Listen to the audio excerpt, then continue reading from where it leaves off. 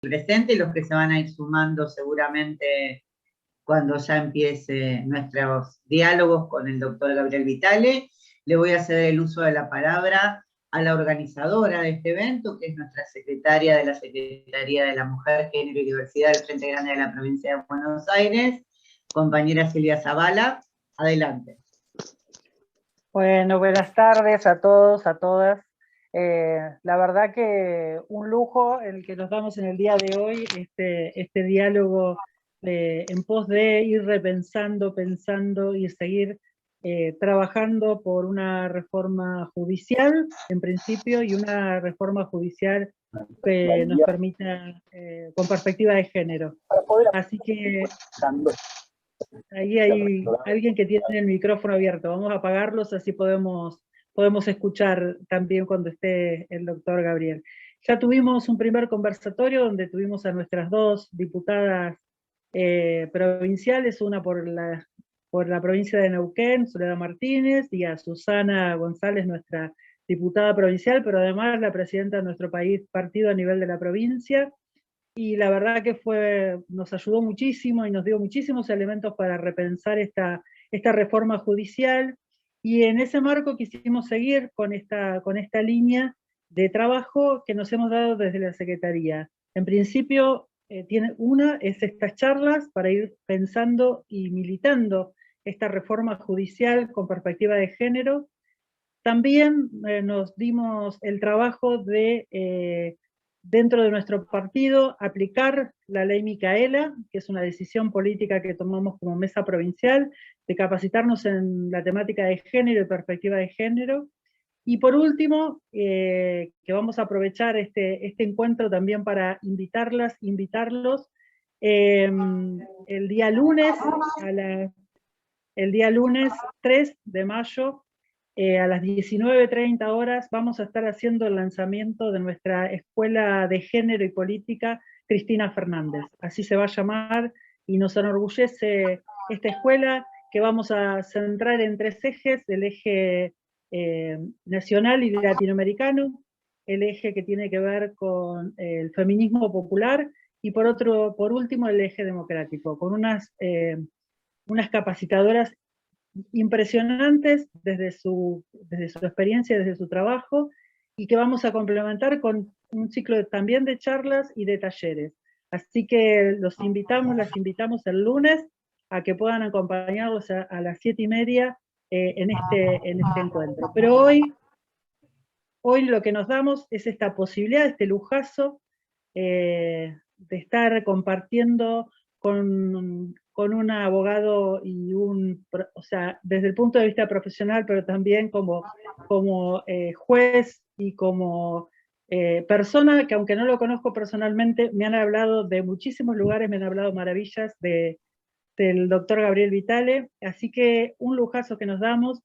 Vamos a agradecer también que se estará sumando quien es la presidenta también la secretaria de género de nuestro partido a nivel nacional, recientemente elegida hace muy poco, que es Cecilia Pitelli, le agradecemos su presencia. Y bueno, Susana, te dejo para que puedas hacer la presentación de Gabriel. Les agradezco profundamente la participación en el día de hoy. Que nos tomemos este rato para repensar, y por supuesto que sí, que estaremos pasando la información del evento para que puedan sumarse, porque la verdad que estamos muy orgullosas del laburo que hemos hecho para esta escuela de género que se llamará Cristina Fernández. Así que la dejo a Susana para que pueda presentarlo a Gabriel y comenzar a escuchar lo que es para lo que nos hemos reunido en el día de hoy. Esto también es una de las ventajas de la pandemia, poder juntarnos de esta manera y tener la posibilidad de escucharlo a Gabriel. Así que muchísimas gracias también, Gabriel, por tu presencia. Gracias. Bueno, ahora sí, les cuento, él es Gabriel Vitale, es el titular del Juzgado de Garantía número 8 de Lomas de Zamora, es conocido por muchas y por muchos por su sentencia en el caso de Erika Soriano. Eso no es lo único conocido de él, ¿sí? También estos tiempos se ha hecho conocido porque está pidiendo un juicio por la verdad en un caso de abuso sexual. También es conocido porque uno tiene que definir para qué son estos diálogos. Lo empezamos la charla pasada, hablando de la estructura judicial, del sistema normativo que debería modificarse. Hay alguien que tiene el micrófono abierto. Que debería modificarse para lograr una perspectiva de género en la reforma judicial, pero si hay una palabra que a mí me sale para definir a Gabriel Vitale es que Gabriel es la perspectiva de género personificada. No hay fallos en donde Gabriel no tenga su mirada en esa perspectiva de género, más allá de que él también trabaja y es muy crítico de la situación de las infancias, que ha sido coautor de un libro sobre las infancias en la provincia de Buenos Aires, y que hace análisis crítico del sistema, no se queda en el análisis crítico, sino que trabaja permanentemente por las infancias y también trabaja permanentemente por la perspectiva de género. Así que ya a mí me escuchan siempre. Lo que nosotras queremos hoy, Gabriel, es escucharte a vos, que nos cuentes un poco a todos tu trayectoria y un poco qué es lo que pensás vos sobre el sistema judicial y qué pensás vos de la perspectiva de género en nuestro sistema judicial. Así que, sin más palabras, nuestro amigo doctor juez Gabriel Vitale. Bueno, muchas gracias Susana, muchas gracias Silvia, Cecilia también por la invitación y la posibilidad de compartir este espacio de diálogo y de intercambio de ideas con todos y todas ustedes. Y tal vez, digamos, la posibilidad de defraudarlos lo más rápido posible, porque con tan buena presentación, digamos, se me va a hacer muy difícil estar a la altura de las circunstancias, digamos, ¿no? Pero bueno, la verdad que cuando Susana, compañera, amiga, digamos, me invitó, me hizo una propuesta así, digamos, la respuesta fue obvio, digamos, inmediatamente, digamos, cuando quieras la hacemos.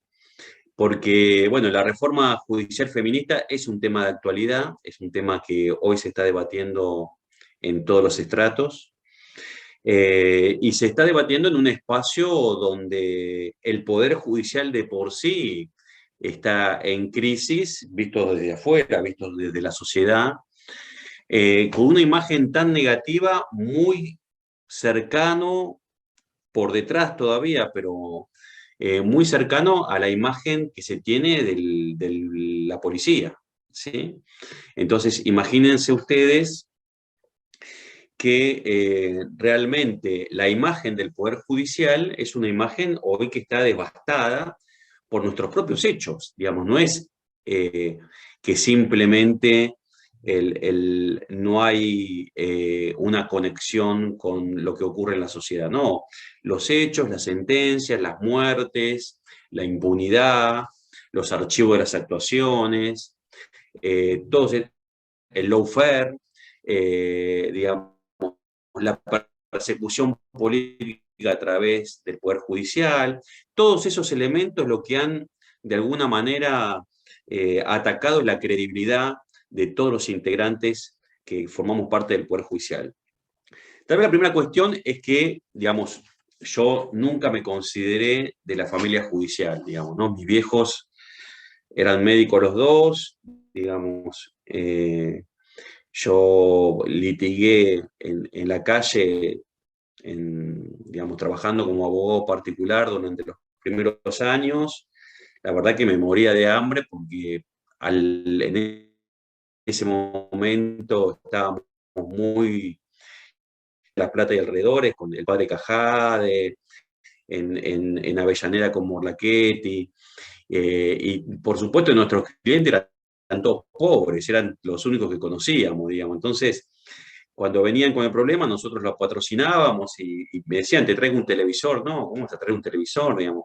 O te traigo, tengo un velador, no, mirá, no, bueno, después vemos cómo me pagás, y bueno, después no, obviamente que no se pagaba, no se cobraba, y este problema que existe en la asistencia letrada en los sectores más vulnerables, digamos. Entonces yo ya sabía que, digamos, de por sí, el hecho de poder cobrar, de poder vivir, digamos, a través de la profesión en estudio afuera, no iba a ser ya, digamos, como una respuesta, entonces sí o sí tenía que buscar un mecanismo que me permita seguir trabajando con las infancias, poder seguir trabajando con estos sectores, por un lado, pero que me permita vivir por el otro. Bueno, en un primer momento fue la administración pública, en un segundo momento fue la carrera judicial y ahí empezó el recorrido, ¿no? A partir del año 99 en adelante, donde hice todo un recorrido dentro del Poder Judicial, hasta que en el año 2007 me fui a Loma de Zamora a trabajar, o sea, sigo dando clases acá en la Universidad Nacional de La Plata, en la Facultad de Trabajo Social y en la Facultad de Derecho, pero, digamos, trabajo en un juzgado de garantías, que es un juzgado que se encuentra al comienzo de toda investigación. O sea, ustedes tienen los fiscales que investigan todos los hechos en la provincia de Buenos Aires,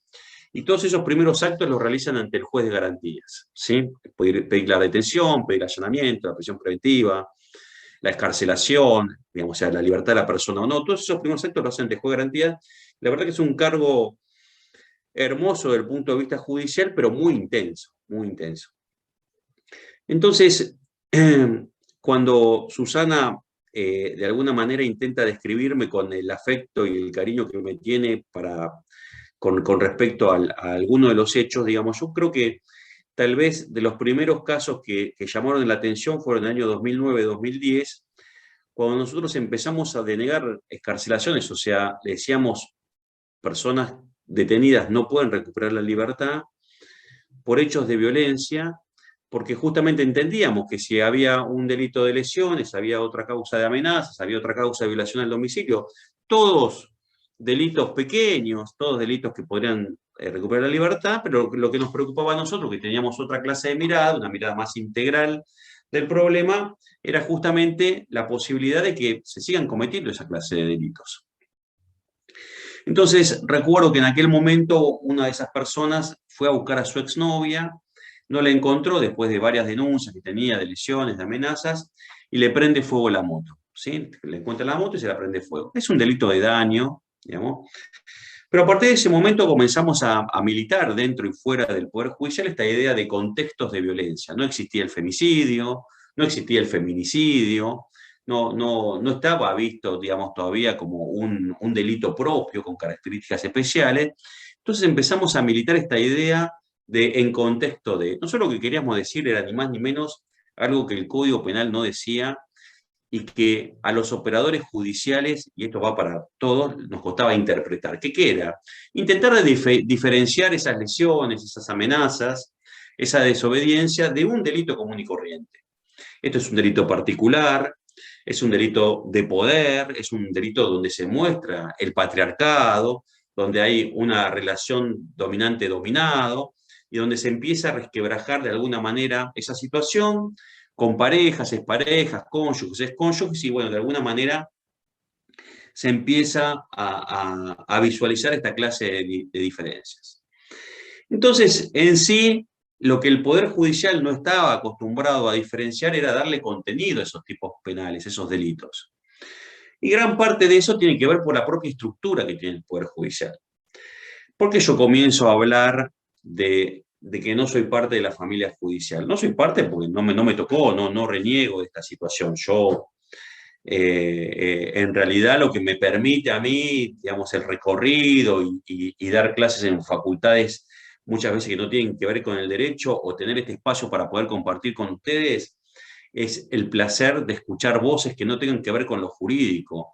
Los abogados y abogadas de acá saben que hasta nosotros nos cansamos a veces de hablar entre abogados y hablar de delitos o de artículos o de esto, que eso. Nosotros tenemos que escuchar a la gente, digamos. Nosotros tenemos que sentir a la gente lo que dice, cómo no entiendo, cómo tal cosa. Nosotros tenemos que meternos en esa problemática para justamente intentar de alguna manera darle respuestas coherentes, razonables, que de alguna manera nos cuestionan a nosotros como operadores en ese tipo de actividad. Y el Poder Judicial en realidad está conformado, como a diferencia de los otros dos poderes del Estado, como el Poder Ejecutivo y Legislativo, está conformado por una circunstancia que lo hace muy diferente a los demás, que es la estabilidad, ¿sí? O sea, en mi caso particular, digamos, salvo que prosperen algún jury en contra mío, digamos, yo es muy probable que me jubile dentro del Poder Judicial, digamos, y sea un agradecido de haber trabajado en el Poder Judicial, porque tenés un buen sueldo, digamos, puedes, viste, realmente vivir, irte de vacaciones, cambiás el auto cada un par de años, digamos, es realmente, no es la justicia nacional, como todo el mundo sabe que la justicia nacional realmente es la que tiene como mayor poder adquisitivo y tiene mayor poder, ¿no? Los jueces nacionales y federales, pero la justicia de provincia realmente, comparado con los jueces de provincia, digamos, la verdad que vivimos muy bien. Entonces, en realidad lo que nos da es estabilidad. El ejemplo es este, digamos. Yo entré en el Poder Judicial en el 99 y estamos en el 2021, o sea, hace 22 años, y todavía no me fui, digamos, y todavía no me fueron también. Entonces, o sea, evidentemente esa estabilidad, digamos, se repercute en todas las castas, digamos, se repercute en otros integrantes del Poder Judicial, que hay personas que tienen 30, 40 años de Poder Judicial y no se fueren. Ustedes, fíjense, mírenlo en el Poder Ejecutivo o miren en el Poder Legislativo. Esto no se repite en otros poderes del Estado. Entonces, lo que ha ocurrido y lo que viene ocurriendo con esta cuestión de la estabilidad, de cierta manera, es que primero el Poder Judicial lo que quiere hacer es mantener sus privilegios, ¿sí? Los privilegios que quiere mantener, por ejemplo, era el de no pagar ganancias. Nunca pude entender con una respuesta racional por qué no pagábamos ganancias, digamos, y cuando lo planteé en la Unión de Magistrados fue casi como si hubiera abusado sexualmente de la esposa o esposo de la persona a la que se estuviera diciendo, digamos, porque es como si hubiera metido la mano en los bolsillos a ellos, cuando en realidad lo que me parece es que sí, un comerciante que hoy gana 160.000 pesos paga ganancias, qué mejor que, digamos, nosotros que justamente para empezar a recuperar esa credibilidad, bueno, ya se modificó. O, por ejemplo, le encantaba a los integrantes del Poder Judicial tener chapas especiales, diferenciadas, blancas con celeste, con el escudito del Poder Judicial, para justamente que no nos paren los controles de tránsito, o tener autos oficiales para no pagar. Bueno, todo eso, de alguna manera, por suerte, se está democratizando de alguna manera, ¿no? O sea, ya no solo para poder ser magistrado tenés que hacer un recorrido que es rendir un examen, aprobarlo, poder de alguna manera pasar el examen psicológico y psiquiátrico, luego que te ternen, luego de esa terna se elige una persona. Hay todo un recorrido que antes no ocurría y que realmente tiene que ver con esta cuestión muy nuestra, que tiene que ver justamente con esta cuestión que tiene que ver con la democracia. Pero la democracia no trata a todos por igual, digamos. O sea, el Poder Judicial repercute internamente o de alguna manera repite internamente lo que ocurre por fuera, externamente en la sociedad. ¿Y qué es lo que ocurre afuera en la sociedad? Afuera nosotros tenemos una lucha de clases. Afuera nosotros tenemos una lucha patriarcal, digamos. Afuera nosotros estamos luchando por la igualdad de partes, igualdad de armas. Bueno, esa misma situación la vemos dentro.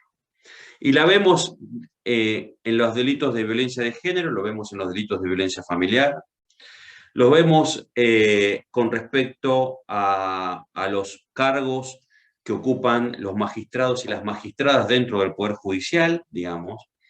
En ese famoso techo de cristal salió hoy o ayer, muy interesante, una respuesta de un candidato a magistrado en el Consejo de la Magistratura de Nación, que le preguntaron techo de cristal. A mí ya me lo había mandado 2 días antes un amigo periodista, casi como, digamos, cargándome, mirá lo que dice este flaco, por favor.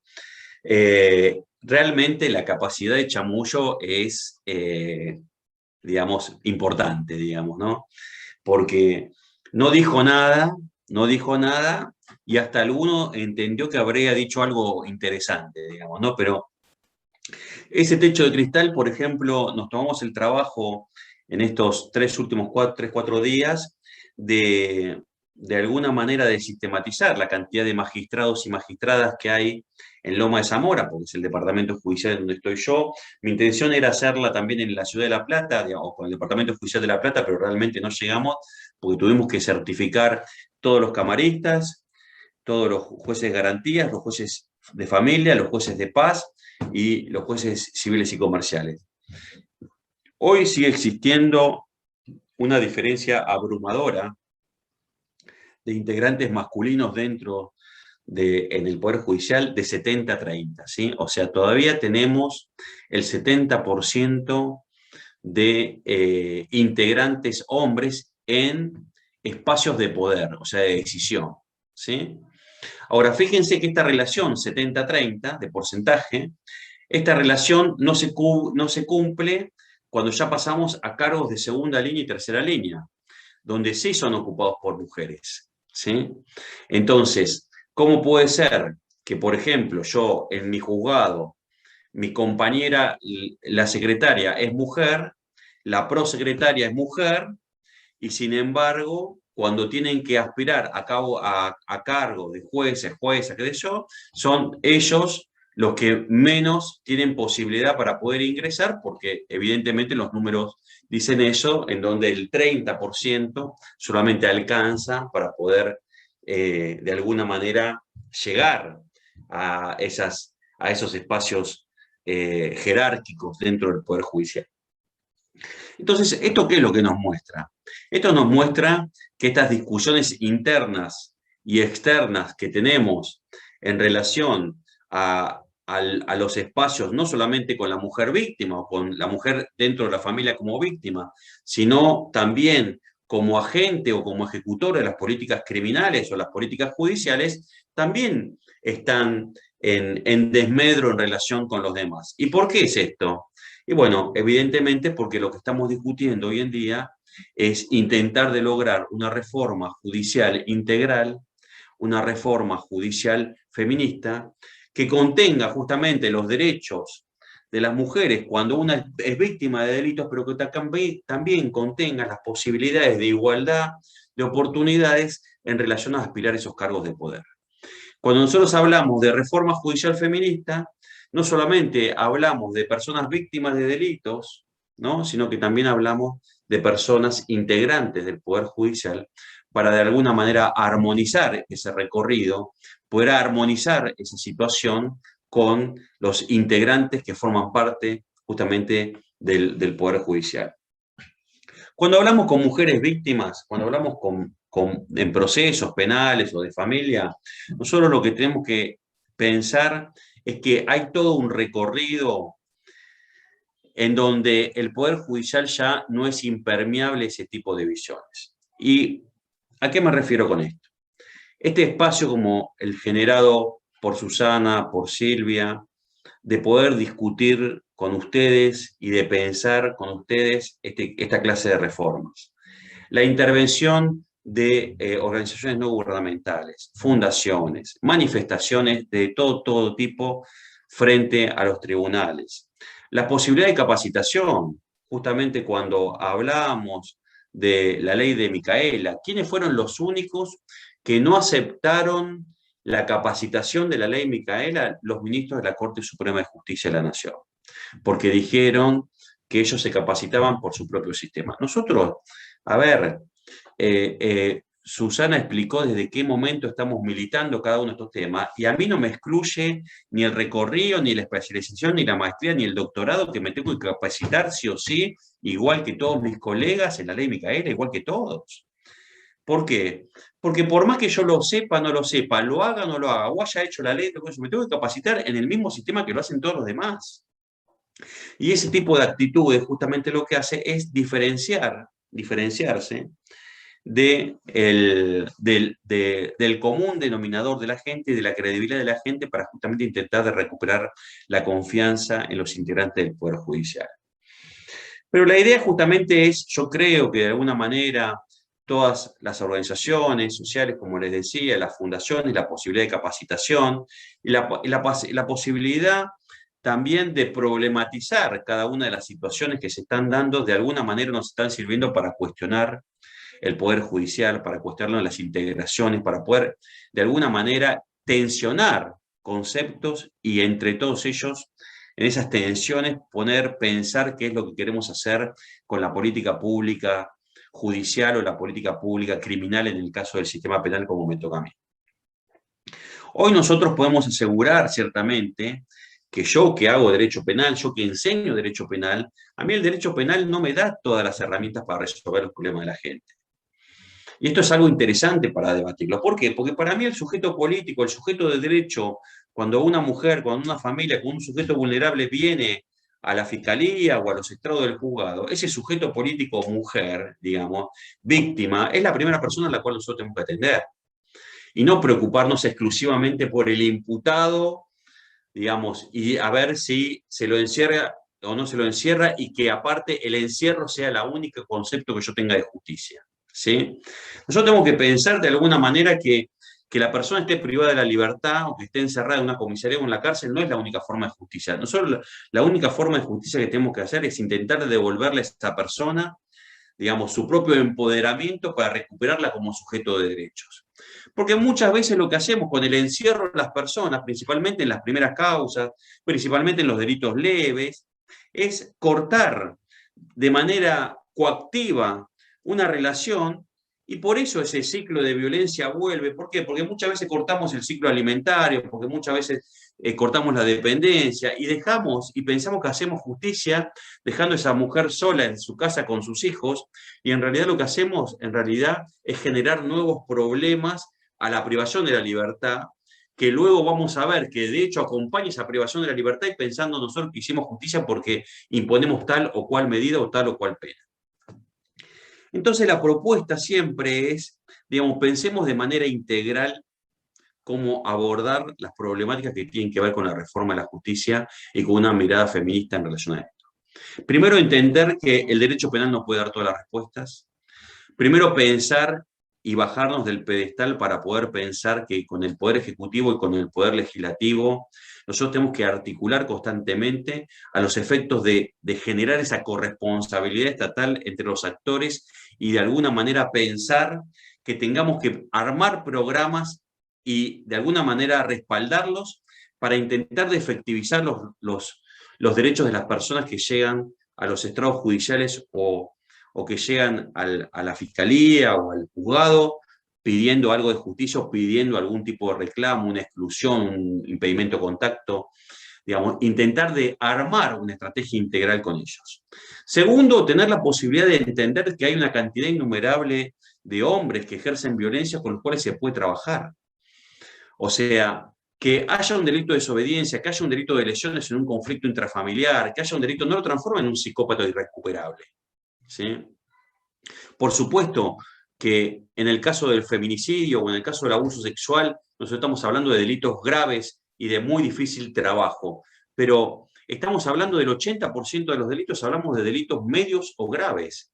Entonces, en esa apertura nosotros tenemos posibilidades para trabajar con ellos, y de hecho lo hemos hecho en programas que cuando garantizamos la situación de la víctima, de la mujer, cuando logramos que ese grupo familiar sea acompañado por el referente social, o sea acompañado por el municipio, o sea acompañado por un programa específico, o aunque sea mínimamente, vaya a un grupo de mujeres que hayan pasado por la misma situación, aunque sea eso, de alguna manera comenzamos a deshilachar ese ciclo de violencia y nos permite muchas veces que en esos delitos leves podamos trabajar en desobediencia, lesiones leves, amenazas, poder trabajar con los hombres.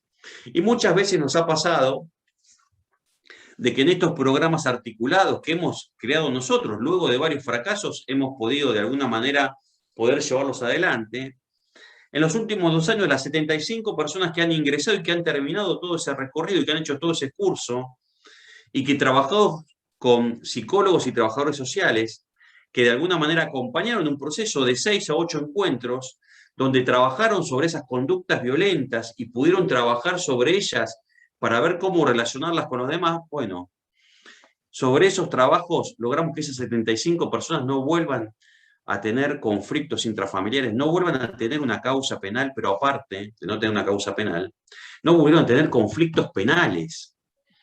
Entonces, lo interesante de una mirada integral, de una mirada que reconoce las limitaciones que tiene uno y se intenta de criticar, y de alguna manera intenta de buscar vasos comunicantes con los otros poderes para intentar dar una respuesta integral, lo que sí encuentra es respeto de las otras disciplinas, respeto de los referentes sociales, el respeto por cada una, digamos, de los espacios en donde se desarrolla el trabajo del organismo no gubernamental, de la fundación, del trabajo militante, para intentar de buscar entre ese grupo y el Poder Judicial y el municipio o el espacio que sea, una respuesta contenedora para ese sujeto político mujer que necesita un acompañamiento. Porque ese acompañamiento no se lo va a dar el sistema penal. Y esto es lo que tenemos que entender. Ese acompañamiento se lo va a dar cuando el sistema penal, coordinadamente con el juzgado de familia, coordinadamente con el referente social, de alguna manera pueda conseguir, si tiene falencias alimentarias, si tiene problemas sanitarios, cubrir las necesidades sanitarias, si tiene problemas de salud o educación, poder cubrirlas. Y de alguna manera que el espacio penal y el espacio de familia pueda integrarse a ese recorrido en un diálogo constante para de alguna manera generar esa nueva mirada. Y esto en los primeros años, cuando nosotros lo conversábamos, algunos decían, bueno, parecía como un hipismo, ¿no? Bueno, nosotros nos esforzamos para de alguna manera poder llevarlo a la Suprema Corte de Justicia y presentarlo como proyecto, y la Suprema Corte de Justicia lo admitió y de alguna manera lo legalizó para entenderlo como una buena práctica para toda la provincia de Buenos Aires. Pero fíjense ustedes que de los 12 jueces que conformamos, los jueces de garantías de todo el Departamento Judicial de Lomas y Lanús Avellaneda, solamente 2 llevamos adelante este tipo de práctica, que somos los mismos 2 que empezamos hace 2 o 3 años atrás. No hemos logrado convencer a nuestros colegas de hacer ese plus, de hacer ese esfuerzo por demás del sistema penal y no solamente decir homicidio de 8 a 25 años, femicidio, prisión perpetua, robo de 1 año a 6 años, romper esta cuestión aritmética, casi quinielera, le diría, de amor a los números y establecer solamente penas o medidas cautelares en relación a la pena que se tiene. Nosotros tenemos que dar contenido a esas prácticas, nosotros tenemos que dar de alguna manera la posibilidad cierta de otorgar y de restaurar los derechos a esas personas para no solo recuperar de alguna manera esta posibilidad cierta del trabajo en relación a la mirada integral con respecto a las personas, sino también tener la posibilidad de criticarnos y de autocriticarnos, de tener la posibilidad de tener esa mirada integral y reconocer a las otras disciplinas como parte integrantes de estos espacios, tener el reconocimiento en esta corresponsabilidad, en esa mesa en la que nos sentamos todos y que pensemos de alguna manera la posibilidad en el trabajo con masculinidades, que es lo que estamos discutiendo, tener la posibilidad en ese espacio de que el reconocimiento del trabajo social, el reconocimiento del psicólogo en ese esfuerzo, sea una discusión disciplinar, sea una discusión con el referente barrial y que tenga la posibilidad de que su palabra tenga peso en la mesa de discusión y tenga la posibilidad de tensionar y de cuestionar la resolución que está tomando el juez de familia, el juez penal o el fiscal. Ese es el debate en el que nosotros estamos inmersos, ese es el debate y la coyuntura en donde se construye la reforma judicial feminista y es un recorrido que tiene mucho de creatividad. Porque por supuesto que para todas estas cosas nunca nadie nos dijo, bueno, ustedes tienen los recursos para hacerlo. No, no. Nadie te va a dar ni recursos humanos ni recursos materiales para esto. Nosotros tenemos que jugar con las cartas que nos da la vida, como dice la canción, y a partir de esas cartas y esas herramientas, ver cómo podemos implementar. A vos te dan un martillo, una llave inglesa y unos clavos y te dicen armarte un botecito y cruzar a Europa Occidental si llegás. Bueno, existe la forma de poder hacerlo. La forma de poder hacerlo es, bueno, justamente intentando de buscar estos lazos y estos espacios con todas las redes que existen, digo, en Loma de Zamora, pero lo podemos pensar en la provincia de Buenos Aires. Susana conforma varias redes que justamente dan entidad y potencia cuando uno intenta, digamos, transformar la realidad de las personas. Hoy les aseguro que hoy o hace varios años atrás, digamos, este país no estalló justamente por la capacidad que tienen las redes sociales de poder contener a las familias en los espacios tal vez más vulnerables y más desprotegidos de toda la provincia de Buenos Aires. Entonces, la idea justamente y retomando una de esas palabras relacionadas con la creatividad y la posibilidad, y una autora feminista italiana, Tamar Pich, que se las recomiendo, que en uno de sus libros habla justamente que mejoremos los jinetes más que los caballos, ¿no? Es el título de uno de sus libros, y la idea es que los jinetes somos todos nosotros y nosotras. Los caballos pueden llegar a ser siempre los mismos, pero nosotros jineteando o siendo operadores o siendo intermediarios de este sistema, podemos democratizarlo y podemos hacerlo más igual, no solamente con balance, no solamente con números, como intenté plantearle, sino también con miradas integrales, como nos enseña esta democracia. Muchas gracias. Gracias, Gabriel. La verdad, interesantísimo. Me quedan cosas por preguntarte. Como tu ejercicio de la judicatura es estrictamente penal,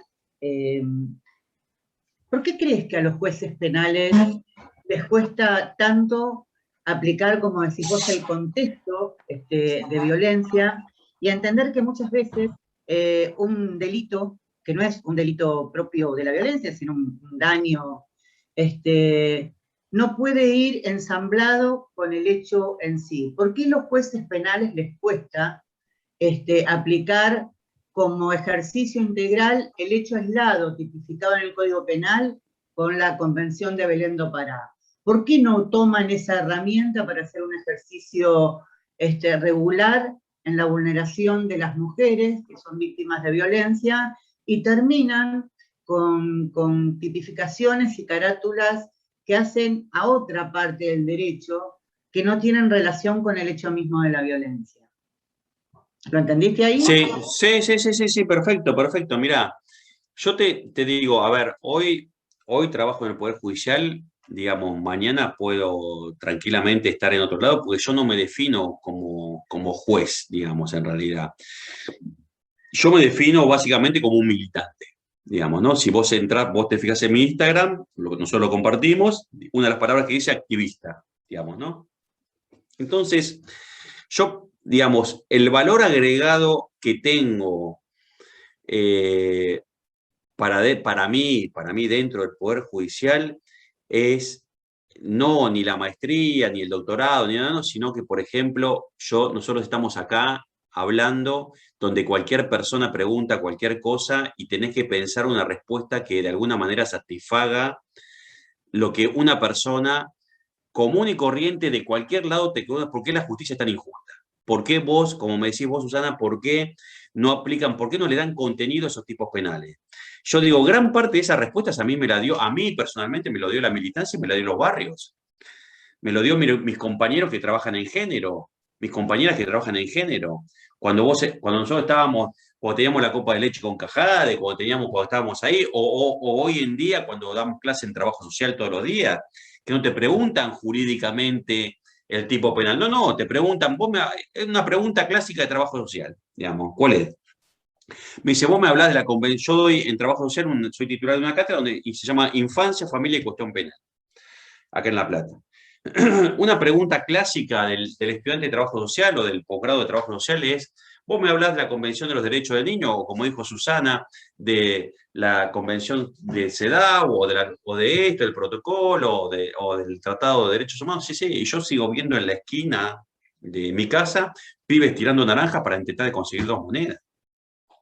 Entonces, ¿por qué por un lado firmamos convenios, convenciones, compromisos internacionales y por otro lado sigue existiendo la misma pobreza, la desnutrición, la situación, digamos, la situación en la que nos encontramos hoy con respecto a la infancia. La pandemia ha cuantificado, digamos, por 3 la situación de pobreza, digamos, de los chicos principalmente, de los niños y las niñas. Entonces, ¿cómo hacemos para conectar eso? Y a mí me parece que esa respuesta que vos buscás, Susana, a mí me la dio una vez Vidar Campos, que es un jurista constitucionalista que yo amaba profundamente, ya falleció, amo profundamente, en un artículo que se llamaba La operatividad en los tratados de derechos humanos. ¿Y qué era lo que decía? Decía, nosotros nos encontramos como si fueran un mostrador, nosotros operadores, todos, el operador, el que trabaja para cambiar el mundo, el que pasa para trabajar, sea el lugar que ocupe, nos encontramos en un mostrador. Cuando no tenemos compromisos de derechos humanos, cuando no tenemos herramientas, cuando no existen leyes que de alguna manera, digamos, como veo algunos pañuelos medios de interrupción voluntaria del embarazo, cuando no teníamos leyes que respetaban matrimonio igualitario, cuando no teníamos leyes de protección de derechos de la infancia, qué sé yo, uno se daba vuelta en ese muestrario, venía el problema a nosotros y la única respuesta que teníamos tal vez era la de aplicar la del juez de menores o aplicar el sistema penal, porque no existía una respuesta para esa situación que se plantea. ¿Sí? Nosotros con todos los tratados internacionales y los compromisos internacionales, que luego varios de ellos encuentran respuesta en leyes nacionales y luego varios de ellos encuentran respuestas en leyes provinciales, y acá rescato siempre, como me gusta hacerlo, la labor parlamentaria de Susana, justamente haciendo honor en la Cámara de Diputados. El tema es justamente que lo que nosotros nos damos vueltas, cualquiera de nosotros nos damos vueltas, y vamos a tener más herramientas para poder utilizar. Ahora, nosotros no pensemos que por el solo hecho de que existe una Convención de los Derechos del Niño va a desaparecer así la pobreza. No, mentira, porque no estamos en el mundo de las ciencias exactas. No somos Matrix, la película de las hermanas Wachowski, que se conectaban y se desconectaban de un mundo y terminaba la situación. Hambre, no hambre. No, no es así. Nosotros ocupamos el espacio intermedio, nosotros nos encontramos en ese mostrador intermedio y lo que hacemos con esa clase de derechos es darnos vuelta, ver qué herramienta poder utilizar, creatividad, una palabra que usamos y que dijimos justamente recién en la conversación, y ver cómo podemos hacer para intentar de respetar esos derechos. Y tomo esto que me dice Susana, justamente en la presentación ella habló de que intenta ahora de llevar adelante los juicios por la verdad en los casos de abuso sexual. ¿Por qué? ¿Por qué se nos ocurrió a nosotros, digamos, cuando estaban obediencia debida y punto final, buscar el tema de los juicios por la verdad y trabajábamos con la PDH y con diferentes organismos de derechos humanos acá en La Plata para intentar de conseguir los juicios por la verdad en diferentes espacios del país? ¿Por qué? Porque no estábamos conformes con obediencia debida y punto final. Y la Corte Suprema de Justicia nos habían dicho, estos delitos están prescritos y se llega hasta acá, punto. Y un caso, patrocinado por el CELS y diferentes organizaciones sociales, llegó a la Comisión Interamericana, o sea, al de Tratados de Derechos Humanos, esos que firmamos, estos que nos preguntamos para qué sirven, llegaron a la Comisión Interamericana y en una amigable composición con el Estado argentino dijeron, ustedes, Estado argentino, puede decir aplico pena o no aplico pena, porque dice cuál es la prescripción, dice si pasó o no pasó, pero lo que no puede evitar es que, en este caso, Aguiar de la Pacó, la señora Aguiar de la Pacó, no le digan dónde están sus hijos, que no sepa la verdad. ¿Sí? Entonces, la verdad es intransable. Ahora, cuando lo recibió el Estado argentino, y ahora abro las cortinas de las discusiones dentro de los organismos de derechos humanos, yo me acuerdo, acá en la Ciudad de La Plata, nos matamos para ver si aceptábamos o no aceptábamos los juicios por la verdad. ¿Por qué? Porque gran parte de nuestros compañeros y compañeras no aceptaban el juicio por la verdad. Decían, teníamos que ir por todo, tenemos que ir por todo, tenemos que ir por el juicio y castigo. Y no aceptaban el juicio por la verdad. Y nos decían, ustedes están negociando. Y nosotros lo que decíamos era, tenemos que dar un paso, es un paso más, es un escalón más en el respeto de los derechos, es un escalón más en el respeto de los derechos para poder pagar. Y la historia nos dio la razón, ¿por qué? Porque justamente luego, cuando se derogó obediencia debida y punto final, y cuando la nueva composición de la Corte dijo que eran inconstitucionales, el material que se utilizó para condenar a Echegolá, para condenar a Bomberni, para condenar a todos los militares de los diferentes regimientos que utilizaron los diferentes tribunales federales y cámaras federales de todo el país, fue lo que se recopiló en el juicio por la verdad. Entonces sirvieron esos escalones, sirvió ese recorrido.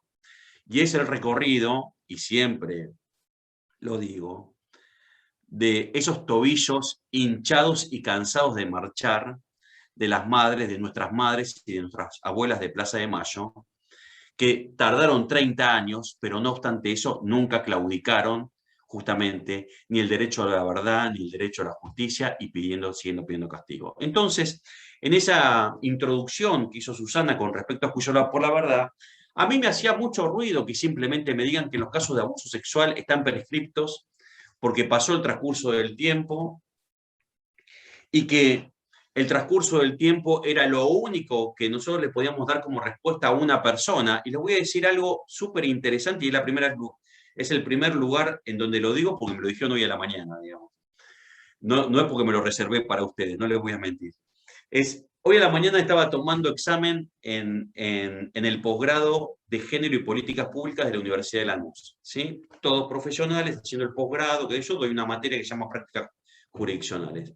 Una persona, de ahí uno de los temas es abuso sexual, que da una compañera nuestra, prácticas judiciales de abuso sexual. Una de las chicas me dijo, mira, quedé conmovida, me dice, por el tema de abuso sexual, por la prescripción, por el juicio por la verdad, etcétera, etcétera, etcétera. Y me dice, ¿por qué? Y mira, porque mi mamá, luego de hacer mucha terapia, pudo contar que fue abusada por su padre. ¿Así? ¿Y en qué momento lo hizo? Lo hizo después de 60 años. Y escuchen bien, después de 60 años. ¿Sí? Yo tenía casos de gente que había hecho terapia y que lo había trabajado después de ser madres, 30 años, 40 años, 60 años. Y le pedí permiso, le digo, te pido permiso para utilizarlo como ejemplo, porque es el ejemplo más claro de que su cuerpo encapsuló ese dolor durante 60 años y se enteró luego de que lo pudo trabajar. Ahora, si esa persona va, ya estaban todos muertos, los abusadores, ya está. Pero lo pudo empezar a hablar. Entonces yo le digo, mira, lo pudo empezar a hablar, es la primera recuperación y la reparación que tienes, poder que lo recién lo pudo hablar con vos. Pero ustedes imagínense si esas personas están vivas. ¿A ustedes les parece justo que sea 60, sea 30, sea 40, no es un delito de robo, no es un delito de daño que estamos hablando, que tengo que ir a hacer la denuncia, me robaron el celular, voy a hacer la denuncia? No. Estos delitos intrafamiliares, tan nocivos, que se meten en nuestra subjetividad a fondo, nuestro propio cuerpo es tan perfecto que de alguna manera lo que hace es encapsular el problema para poder seguir respirando y viviendo. ¿Sí? Entonces la pregunta que yo me hago como integrante del Poder Judicial, a mí no me satisface simplemente decir, mira, pasó el tiempo, acá no se va a investigar, que de yo. A mí me da vergüenza esa respuesta. Entonces, como por esas cosas de la vida me tocó vivir el proceso de juicio de la verdad en la dictadura, ¿no? Con los organismos de derechos humanos, me tocó vivir las discusiones de juicio por la verdad.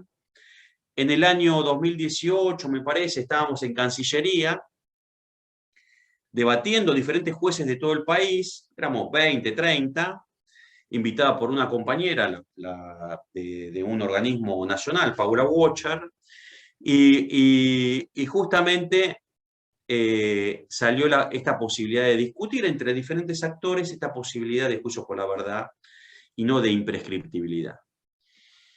Entonces yo no digo que no haya que discutir la imprescriptibilidad, ahora después lo vemos en todo caso.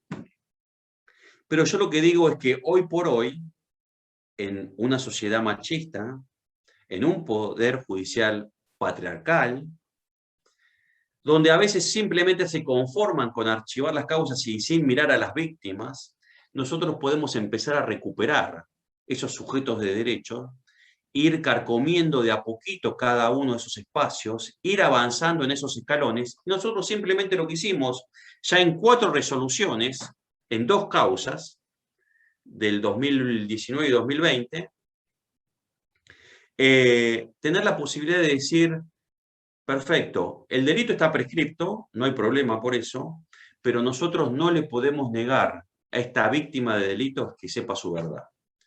Esto no significa que nosotros lo vamos a llevar a la persona sin pruebas a un juicio oral. Nosotros lo que decimos es simplemente, la prescripción lo que dice, básicamente es que no se te puede aplicar pena. Bueno, perfecto. Ahora, si hay pruebas suficientes para llevarte a juicio, vas a tener que ir a juicio.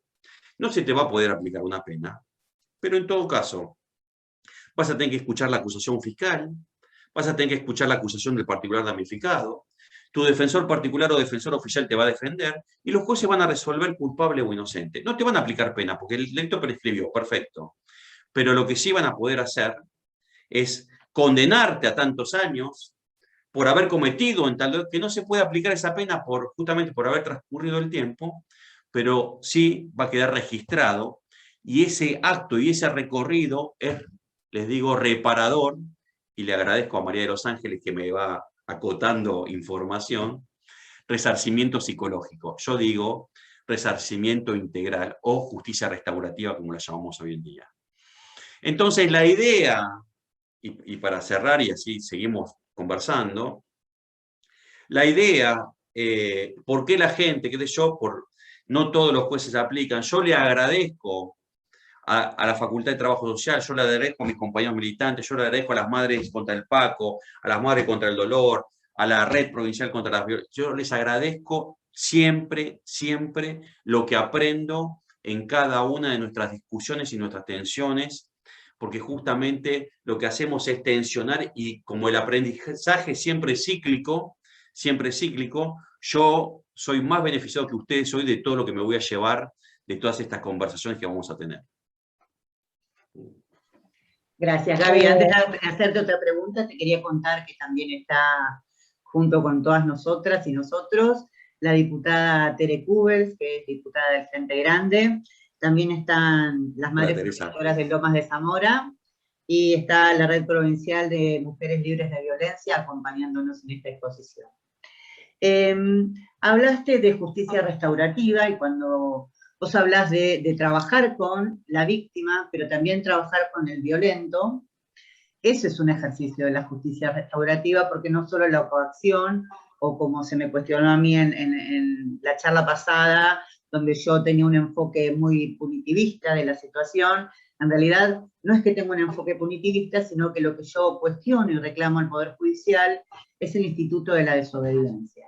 De los cientos y cientos de mujeres que piden una medida de restricción, y que luego ese instituto de la desobediencia, que es un simple delito del Código Penal, no se aplica en líneas generales para aquellas desobediencias reincidentes que hacen sus violentos respecto de las mujeres, que en la mayoría de los casos, por lo menos en lo que va de este año, nos hace ver un femicidio cada 30 horas. ¿Qué pensás vos del Instituto de la Desobediencia? ¿Qué pensás, cómo se puede mejorar? Porque nosotros decimos, como legisladoras, tanto Tere como yo que estamos acá, no tenemos la facultad de modificar el Código Penal, sí tenemos la facultad de modificar y ayornar un Código de Procedimiento Penal en la provincia de Buenos Aires, si Teresa lo puede hacer con un proyecto en el Chaco, pero ¿qué pensás vos que deberíamos trabajar en la parte punitivista, que no es ejercicio de justicia restaurativa, pero que sí es una parte del derecho, respecto del Instituto de la Desobediencia, las excarcelaciones en materia de violencia de género? Bien. A ver, yo digo, a mí me pasa en muchos espacios, no en este, pero me pasa en muchos espacios, donde le pegan a la justicia, le pegan a la justicia y después me toca hablar a mí, digamos, ¿no? Entonces yo ya llego con la cara llena de dedos. Es muy difícil levantarla, digamos, ¿no? Pero bueno, a ver, a contrario sensu de lo que vos decís, yo pienso que hoy nos encontramos mucho mejor que hace 10 años atrás con el delito de desobediencia, ¿sí? Porque hace 10 años atrás, y lo tengo, yo enseño derecho penal parte especial, o sea, yo enseño delitos en la facultad, o sea que más o menos estoy en el tema, digamos, ¿no? Hace 10 años atrás todavía discutían, yo no lo discutía, pero para mí era una pelea que ya estaba ganada, discutían que solamente podía haber desobediencia de delitos, no desobediencia de familia. Entonces, ¿qué era lo que pasaba? El juez de familia decía, usted no se puede acercar, usted queda excluido, usted tiene que hacer tal cosa, y si el agresor incumplía, no era delito de desobediencia porque era una norma penal, era una norma de familia. Un disparate, disparate. ¿Por qué? Porque no había una mirada integral. Esa pelea ya, de alguna manera, ya la ganamos, porque la desobediencia hecha a la mala judicial. Es como la que tenga, no tiene que ser policía, no, digamos. Entonces, digamos, esa desobediencia es ya integral, paso 1. Para contestar el porqué del delito de desobediencia, yo voy a contestar con una pregunta que me hizo un amigo mío, un periodista muy conocido, que me decía, ¿por qué vos dejás detenido a una persona por desobediencia y otros jueces no lo hacen? ¿Sí? Que es la misma pregunta que me haces vos, digamos. O sea, necesitamos una reforma penal. En realidad, el que está fallando sigue siendo el que está en el mostrador acá en el medio, digamos, ¿no? O sea, el fiscal, el juez. ¿Por qué? Y ahora me voy a una cuestión ultra técnica para los que son abogados y abogadas, que estén en el medio o que estén relacionados con el palo para una cuestión. Nosotros para justificar una detención tenemos que encontrar peligros procesales. ¿Sí? Peligros procesales. Entonces, para encontrar peligros procesales tenemos que decir, esta persona se va a escapar o va a alterar la prueba. Esa posibilidad la podemos hacer y está prevista en el código cuando hablamos de la característica de los hechos. ¿Sí? Cuando hablamos de características de los hechos, bueno, estamos hablando justamente de el contenido del delito. Para mí es mucho más grave una desobediencia, para mí es mucho más grave una violación de domicilio, una causa de género, a que una persona salte un tapial, se afane una bicicleta y salte el tapial y se vaya. Ahora, el Código Penal, al que se robó la bicicleta, casi que le exige que quede detenido. Y al de la desobediencia y la violación de domicilio, no. Estamos confundidos. Estamos confundidos. ¿Por qué? Porque no es atacar que el valor de la propiedad privada no tiene valor por la bicicleta, pero es entender la problemática. Es entender la problemática del contenido, de lo que va dentro del delito. Y eso yo creo que, a ver, digo, a favor, yo que soy un optimista, yo digo, la ley Micaela, de alguna manera nos va a obligar de acá a 2, 3 años que estemos todos capacitados, por lo menos que todos hayamos hecho el curso de igualdad de oportunidades, de género, de violencia familiar, por lo menos vamos a tener que haber hecho el curso. Punto 1. En contra de esto, como dice Carlos Rosán, que dice, mira, la gente que no quiere capacitarse y no quiere pensar, por más puede poner enter así, o sea, como el que vino a la charla y no quiere escuchar, pone el fondo y se queda así mirando, está mirando tele, está mirando otra cosa. Es cierto, pero yo digo, nosotros, a ver, en este espacio, en esta plataforma, somos todos activistas, somos todos militantes. No nos pueden sacar justamente las ganas que tenemos de transformar el mundo.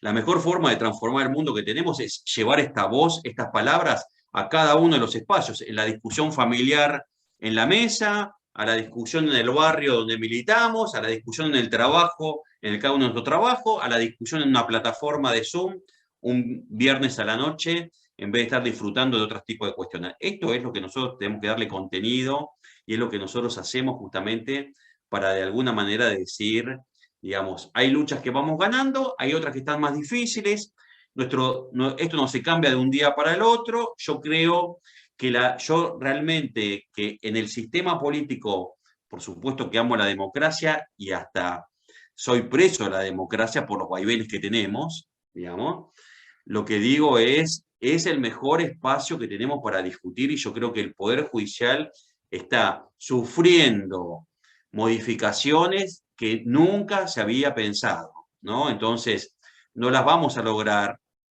tal vez en 5 años, pero, o sea, estamos en el camino, digamos. Es como que vamos por ese espacio.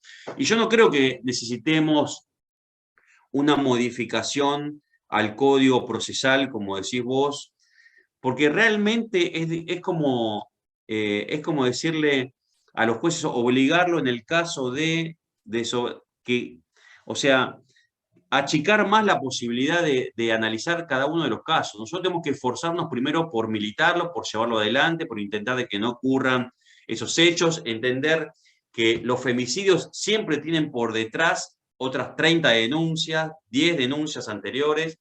Entonces, ¿qué pasó en cada una de esas denuncias y por qué no pudimos estar a la altura de las circunstancias? ¿Por qué no nos relacionamos con el poder político municipal o con el barrial para poder atender esa? Bueno, esos son todos los debates y todos los desafíos que nosotros tenemos para una justicia del siglo XXI. Yo no sé si hay alguna compañera, no voy siguiendo si hay preguntas de las compañeras, si alguna te transmitió, escribió algo, Silvia, si querés agregar algo, si alguna compañera quiere agregar algo, dale. No, hay una compañera que escribió solamente que dice que, Marisa, que mientras la ley sea interpretada y no ejecutada por lo que dice tal o cual artículo, cada fiscal o juez hace su propia interpretación, por lo tanto un juez condena y otro deja libre por el mismo delito. Es cierto eso, ¿eh? Es cierto, es cierto. Pero te voy a llevar a otro punto más interesante todavía. Silvia, ¿quién fue la que hizo la pregunta?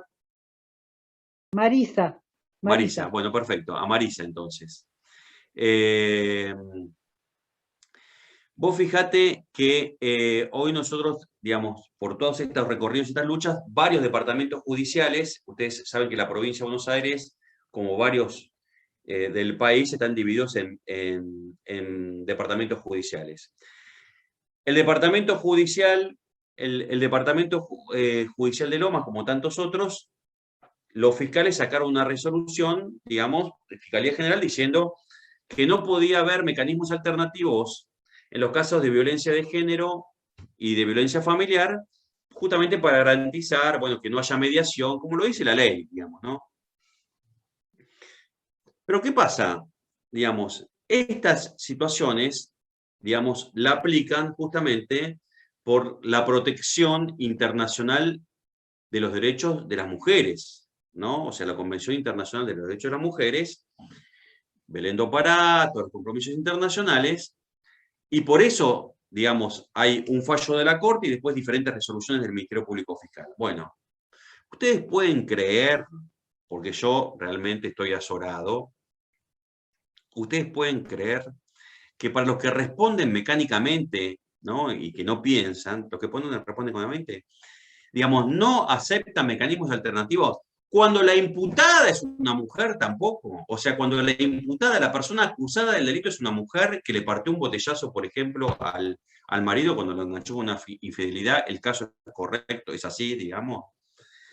O sea, no admiten, o sea, admiten mediación en sistema alternativo, pero cuando la imputada es una mujer, dice, ah, no, pero la ley dice tal cosa. No, papi. Esto está hecho justamente para proteger, o sea, ¿de dónde viene? Y nosotros lo venimos diciendo y la Cámara, que es lo que nos revisa las actuaciones a nosotros, nos viene revocando con esa mirada y la Casación también hizo lo mismo. Y realmente es una lucha que todavía no ganamos, pero persistimos en entender a quién quiere proteger. Y eso cito a otro autor, ya fallecido y casi como homenaje a él lo podríamos hacer, que es Julio B.J. Mayer, que decían que si estas son las garantías constitucionales y me protegen, que no me protejan ninguna garantía. Porque si, digamos, si para proteger a las mujeres decimos no mediación, y cuando es imputada una mujer no le aplicamos la mediación, ¿cómo? O sea, no entendemos que es para los hombres, digamos, y no para las mujeres. Bueno, evidentemente no se entiende y es muy difícil. Y ocurre esto de la mecanización y de alguna manera de no problematizar cada uno de los casos. Ese es el gran problema que tenemos, que nos estamos transformando en una administración más que en cuestiones de intentar de resolver cuestiones que tengan que ver con la justicia. Sí, me gustaría darle la palabra a nuestra compañera diputada Tere Cubes, que la veo desde aquí, como para que interactúe con vos, Gaby, y con todas nosotras. Uy, qué fuerte. Bueno, gracias, ¿qué tal? Para todos, un gusto. Acá desde Resistencia Chaco. La verdad que interesantísimo escucharlo, además, un demócrata. Esa es la justicia que queremos. Ojalá que por lo menos, yo la verdad que no lo conozco, no tengo el gusto de conocerlo, a Gabriel. Discúlpame si te tuteo. Por favor. Pero bueno, escuchándolo se trasluce su pensamiento, así que, bueno, no hay más que adherir a lo que dice, ¿no? Nosotros acá en el Chaco, bueno, la justicia, así como en la Argentina, su problemática en general no es distinta tampoco. Justo en este momento están saliendo otros problemas que tienen que ver con lo salarial, qué sé yo, también de la justicia, que también tiene que ver con la mirada esta tan cerrada, tan elitista, que tiene la justicia en nuestro país, ¿no? El Poder Judicial, digamos, el Poder Judicial, tenemos que, por supuesto que dentro de él, no tengo que decirlo, hay gente como Gabriel, y que las hay, y bastante, pero no es la que maneja, no es la que sobresale, y eso es lo lamentable, ¿no? Pero bueno, por eso estamos acá y por eso estamos pidiendo justicia feminista, un poder judicial feminista, con perspectiva de género, con perspectiva de derechos humanos, por todo esto que vos lo dijiste y por mucho más, porque sin duda que es imprescindible que esto ocurra, pero creo que bueno, capaz que por lo de la pandemia, o al estar encerrado y con cuantos, más encerrados, digamos, y con más conectándonos por toda esta problemática que existe desde la pandemia en sí, hacia arriba y hacia abajo en nuestro país, veo que se está moviendo mucho más, que estamos hablando mucho más de la justicia. También es un tema que la verdad que es candente hace mucho. En los últimos años se ocultó muchísimo porque, bueno, no se podía, se ocultó porque se decía que la justicia estaba bien, ¿no es cierto? Porque, bueno, se hizo lo que se hizo, yo no les voy a venir a contar a ustedes qué es lo que pasó en los últimos años. Y ahora estamos tratando de ver de la mejor manera, democráticamente, utilizando todos los resortes legales, a ver qué se puede hacer para modificarle, cambiarle, y que tenga esta mirada, que es sin duda imprescindible para que la justicia sea para todos, sin distinción porque esto no es cuestión de venganza, ni mucho menos, está totalmente alejado de eso, pero es urgente esta mirada, esta nueva mirada, que estamos en el camino, que por supuesto vamos despacito, que a nosotros, a muchos nos gustaría que sea mucho más rápido, pero bueno, entiendo que se está haciendo lo que se puede y que le estamos poniendo el cuerpo, así como Gabriel lo está haciendo, y seguramente habrán muchísimas más también que lo vemos, pero cuesta tanto, así que eso, acá en el Chaco, nuestra justicia también está así, y la peleamos en todo sentido, desde la Cámara, todo lo que podemos, máxime cuando también uno en la Cámara, por lo menos a mí me toca, a pesar de estar dentro del oficialismo, soy minoría, porque yo no soy parte somos parte del gobierno, digamos, pero pertenezco a un partido minoritario, con otra mirada, con otra impronta, pero también eso ayuda muchísimo al avance. También me doy cuenta que nosotros, a pesar de tener una cantidad de escollos, estas cosas podemos plantearlas mucho más abiertamente, y con respecto a la justicia lo hacemos, y lo decimos, y bueno, y eso provoca pequeños cambios, porque van saliendo a través de los medios de comunicación, algunas cositas, pero eso hace que la gente comience, esto que vos decías, invitar a pensar, a reflexionar, que lo tienen que hacer desde adentro de la justicia, para impartir la justicia con otra mirada, pero también desde afuera, para reclamar que esa justicia tenga esa mirada. Así que, bueno, eso, Gabriel, es un gusto, y la verdad que muy contenta de haber escuchado todo lo que se habló acá. Así que en contacto para lo que necesiten. Tere. Gracias. No, al contrario. Ahí Hay una pregunta, pero antes de hacerte la pregunta voy a decir dos cosas, porque no me quiero privar de este privilegio de ser la que organizó la charla. En principio, decirte que en lo personal, y estoy segura que pasa porque veo lo que están escribiendo en el chat, superaste las expectativas. Estaba mensajeándome antes de la charla con una ex alumna tuya, que es mi hija menor, que me decía, llegaba filtrada, pero ir a esas clases era, escuchar a Gabriel era lo más, y bueno, la verdad que es lo más realmente, como decía ella.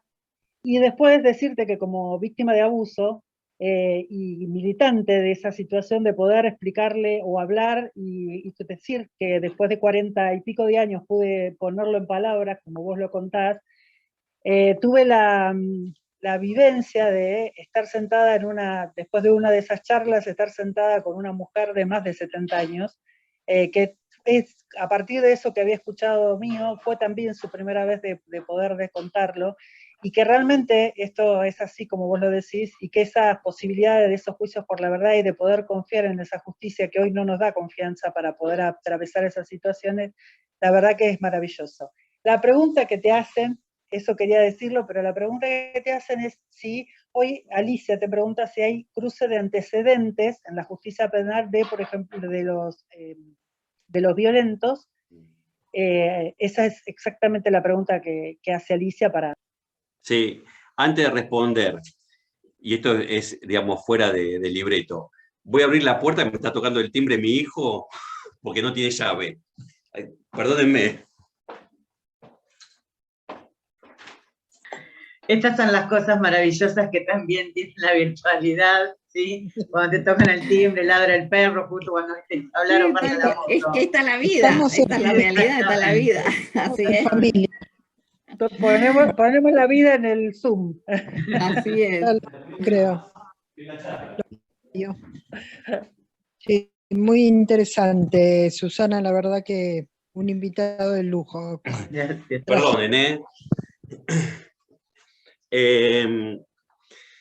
a ver, la pregunta del entrecruzamiento. Para resolver cualquier clase de delitos, inevitablemente se chequean si tienen procesos o causas iniciadas, si tienen condenas, inevitablemente para resolver esa situación se tiene que hacer. Es como obligatorio, digamos. Muchas veces lo que dice el código es que si esas 24, 48 horas no llegan o no están o lo que fuera, se tiene que resolver como si no tuviera, ¿sí? Es un problema. En general no ocurre con los casos de captura, no ocurre cuando son personas que están siendo buscadas, digamos, esa posibilidad no se da, y es una obligación que primero recae en los fiscales en un primer momento y después recae específicamente en los jueces cuando tenemos que resolver la excarcelación o no excarcelación. ¿Sí? Pero eso es una obligación, sí, es una obligación para la pregunta. Claro, y dice que tuvo que ella buscar esos antecedentes en una denuncia que había hecho, por eso era la pregunta. Sí, sí. Lo que pasa es que muchas veces el problema que hay es que muchas veces lo que ocurre es que, por ejemplo, que haya denuncias, nosotros tomamos, por ejemplo, una denuncia de desobediencia, una denuncia de violación de domicilio, una denuncia de lesiones leves. Si hay denuncias anteriores, solamente denuncias que no han tenido trámite, es un problema. ¿Por qué? Porque solamente está la denuncia, porque después se reconciliaron, porque después no hay ningún otro trámite que tenga. Entonces, nosotros, por ejemplo, cuando hicimos con algunos de los municipios algunas experiencias de litigación estratégica, nosotros lo que planteábamos que era que cuando se acompañaba a la mujer, a la víctima, cuando se pedía la exclusión, en ese escrito, en esa presentación que se hacía, que no solo nos quedemos con la exclusión del hogar, pidemos los alimentos que sean necesarios, pensemos a mediano plazo qué es lo que se necesita, e intentemos de que al imputado, al marido, pareja, expareja, se lo indague por el tema, o sea, se lo notifique de sus derechos, que tengan la posibilidad de declarar, porque es otra situación procesal la que se plantea de una persona que está indagada a una que no está indagada. O sea, alguien que el Estado lo ha responsabilizado del hecho o no, y no es solamente una denuncia. Entonces, digamos, esas situaciones que ocurren en la realidad son tal vez, como nosotros llamamos, como si fueran tips para tener en cuenta en el proceso, y que después, por supuesto, que van a, de alguna manera, repercutir en una libertad o no a la libertad, ¿sí? Bueno, como a mí me toca cerrar, voy a hacer una pregunta personal. Hace tiempo que vengo trabajando en un protocolo de violencia sobre la fuerza policial en lo que respecta a las mujeres policías. Vos sabés que generalmente ante una denuncia, lo primero que se hace, los jueces de paz, jueces de familia, le retiran el arma a la mujer policía y al hombre policía que la violentó. Lo que yo vengo cuestionando y estoy tratando de modificar es ese doble castigo que se hace a la mujer, que además de haber sido víctima por su pareja policía, al retirarse el arma, no puede hacer adicionales, no puede hacer obras core, no puede hacer un montón de cosas, y es como que ella que se anima a ejercer su derecho a la violencia para pedir protección, el propio Estado termina violentándola aún más, porque ni más ni menos que además de sufrir la violencia de su hombre, sufre la violencia económica a causa de una decisión institucional. Eso es una pregunta personal. ¿Qué pensás en esa situación? ¿Cómo crees que nosotros podemos llegar a resolver una situación de violencia que en el seno de la policía es gravísima, reincidente y peligrosa, que ha terminado con el homicidio de muchas mujeres policías? Te dejé pasmado. No, es que en realidad como hay varias, digamos, hay varias problemáticas que surgen con el personal policial, porque nosotros, algo que en su momento planteamos hace varios años atrás era, digamos, el estrés que sufre el personal policial sin distinción de sexo, por ejemplo, en su trabajo cotidiano, luego de un enfrentamiento, o luego cuando han sido tomados de rehenes, o situaciones así de estrés que repercuten en situaciones de violencia interna, luego familiar, ¿sí?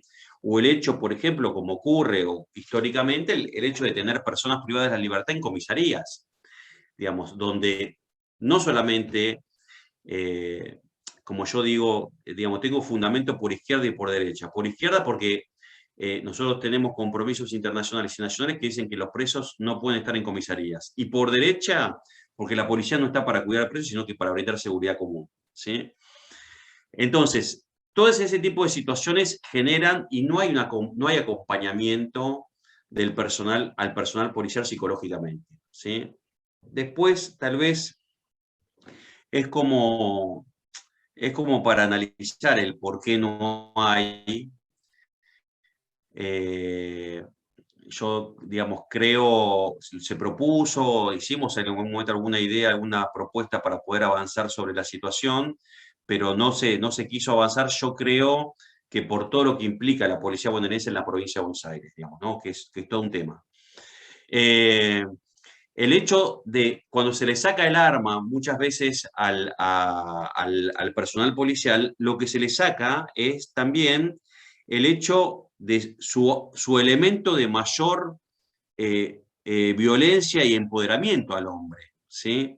Pero así como ocurre esto con el personal policial, si es la única medida que se toma es esa, administrativa, también ocurre en cada una de las situaciones que intervenimos en casos de violencia de personal no policial, cuando solamente se hace la exclusión, o solamente se pone el prohibimiento de contacto, o solamente se excluye a la persona, nada más que eso. El tema es qué contenido le damos a esa situación, digamos, qué contenido le damos a la práctica judicial. Bueno, yo pienso que es clave en esta situación el contacto entre el juzgado penal y el juzgado de familia, para empezar a hablar, por ejemplo. Y lo llevo a una relación edilicia, por ejemplo. Yo estoy en el tercer piso del edificio de tribunales, los juzgados de familia están en el segundo piso, no tenemos contacto, no tenemos contacto. Y es imposible que no tengamos contacto. Porque, por ejemplo, digo, en las cámaras Gesell tienen que saber cuándo hacen para tener la entrevista, para que vengan a la cámara Gesell. Cuando cuando hay una causa común en el juego de familia, tiene que saber que yo le di la excarcelación o no le di la excarcelación, o sea que lo dejo detenido, tiene que saber por qué y que tengo una causa penal. Es íntimamente necesario ese contenido. Pero aparte de eso, nosotros lo que tenemos que pensar es cómo trabajamos, como decíamos al principio, cómo trabajamos con esa mujer policía, o cómo trabajamos con esa víctima, y cómo trabajamos con ese personal policial cuando se pueda trabajar, ¿sí? Porque ¿qué es lo que ocurre aparte ahora? En la provincia de Buenos Aires, ni siquiera con la suspensión de juicio a prueba en cualquier causa de violencia de género, automáticamente queda excluido a la corta o a la larga de la fuerza policial. Y se genera el conflicto de que me quedo sin trabajo y paso de ser de policía a personal de seguridad, o sea, termino siendo degradado social, con la familia, laboralmente, a otro sector por algo que no se pudo resolver, que tal vez no tenía nada que ver con el conflicto policial, sino que era un conflicto para ser abordado por la política pública, ¿sí? Entonces, el gran problema que nosotros tenemos es, digamos, ¿qué hacemos cuando tomamos las medidas precautorias de familia, los juzgados penales? ¿Qué contenido le damos a esa actividad y cómo nos vamos relacionando con los diferentes actores para intentar conseguirla? Y vuelvo con ese dato. En esos 2 años antes de la pandemia, nosotros logramos que 75 personas que pasaron por el programa Masculinidades, que abordado por psicólogos y trabajadores sociales, simplemente encuentros, no es nada extraño, es métodos que usaron en España y que nosotros intentamos de reeditar acá, digamos, no volvieron a cometer delitos ni contra la propiedad ni contra sus familias, que era lo que los llevaron a esa situación. Ese es el camino que nosotros tenemos que pensar, digamos, 0% reincidencia, 0% reincidencia.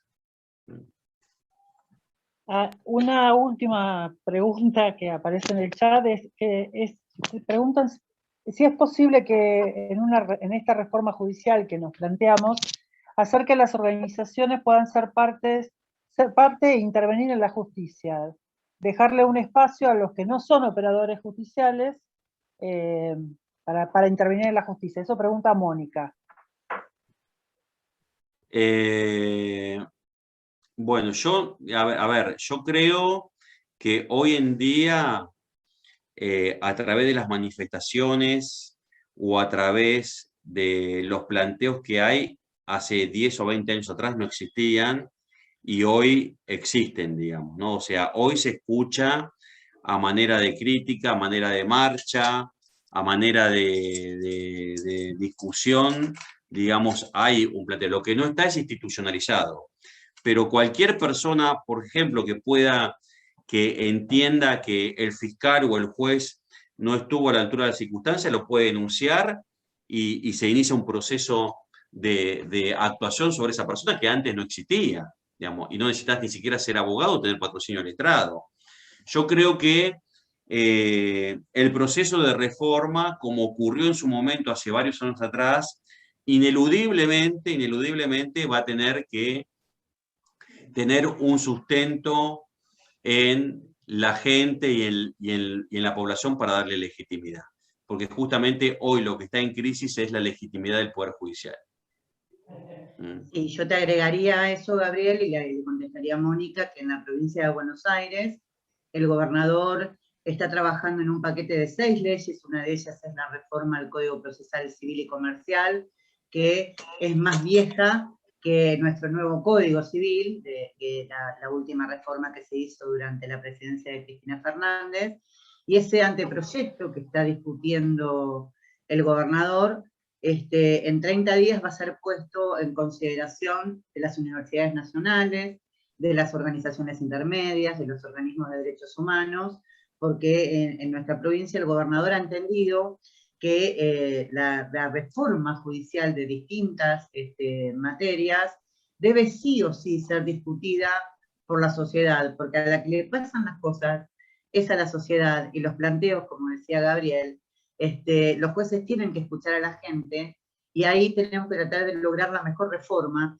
que es con lo que pasa con lo cotidiano. Así que nosotros estamos muy esperanzados en esas 6 leyes que va a mandar el gobernador, para que se puedan discutir entre todos, entre la comunidad organizada. No es que esto va a ir un club de fomento, pero sí van a poder participar un montón de organizaciones intermedias en la discusión de cuál es el Código de Procedimiento Civil que queremos en nuestra provincia, cuál es la ley de ética pública que queremos en nuestra provincia, cuál es el rol del abogado del niño, que es también lo que se está discutiendo en esta reforma que se va a llevar a cabo. Y creo que eso también es un ejercicio de justicia restaurativa, como decía Gabriel. A mí hoy él decía la creatividad. Cuando uno habla del derecho penal creativo me hace acordar a Bonadío, entonces prefiero sacar el término derecho penal creativo y hablar de justicia restaurativa. No, también hablé de lawfare. Sí, también hablaste de lawfare. Bueno, Gaby, estuvimos más de 1 hora de charla, 1 hora y media de charla enriquecedora, así lo han manifestado las compañeras en cada una que han estado en el chat escribiendo. Para mí es un orgullo haberte conocido, es un orgullo que vos seas que seas la perspectiva de género caminando. Aunque a vos te sientas que es demasiado, tenés unas convicciones, una militancia, un activismo importantísimo, y nosotros necesitamos, y lo digo yo, vos que sos un juez perseguido, y que sabemos que sos un juez perseguido por el establishment que no acepta una justicia restaurativa, sino que tiene como punto de vista la criminalización de la pobreza y la persecución permanente de aquellos funcionarios judiciales que intentan hacer de este mundo un mundo mejor para todas nosotras, Gabriel, para el Frente Grande de la provincia de Buenos Aires. Tu presencia, tu charla ha sido maravillosa, completamente enriquecedora, y te vamos a comprometer seguramente cuando nosotras estemos en pleno funcionamiento con nuestra Escuela de Género y Política, para que también nos dictes alguna materia que podamos aprender mucho de vos, porque además de un hombre del derecho, sos cuasi un trabajador social, sos cuasi psicólogo social, y el trabajo interdisciplinario es una de las tareas que nos debemos para abordar este gran problema que es un sistema judicial patriarcal, que es un compartimento estanco que no mira más allá de un sistema integral de derechos, y además un poder judicial que es patriarcal porque muchas mujeres aún siguen ellas mismas bajo ese techo de cristal, a pesar de que hay un techo de cristal que nos impone el patriarcado, ellas mismas no se animan o no pueden, como dije en la última charla, porque las tareas de cuidado muchas veces las hacen competir de manera desigual, y por eso cuando uno hace un concurso, yo que estoy en el Consejo de la Magistratura lo veo, me da mucha pena cuando veo a los concursantes que solo el 20% son mujeres y el 80% son hombres. Y eso es una picardía. Aunque eso no significa que las mujeres tengan perspectiva de género, ¿sí? Pero sí necesitamos nosotros una democratización del sistema y de la estructura judicial con igualdad de género, y necesitamos mujeres y hombres como Gabriel Vital. Bueno, muchas gracias, Susana. Gracias a todos y todas ustedes. No, gracias. Nos vemos la próxima. Dale. Muchas gracias. Gracias, Gabriel. Nos vemos. Chao, hasta luego. Muchas gracias, Gabriel. Gracias.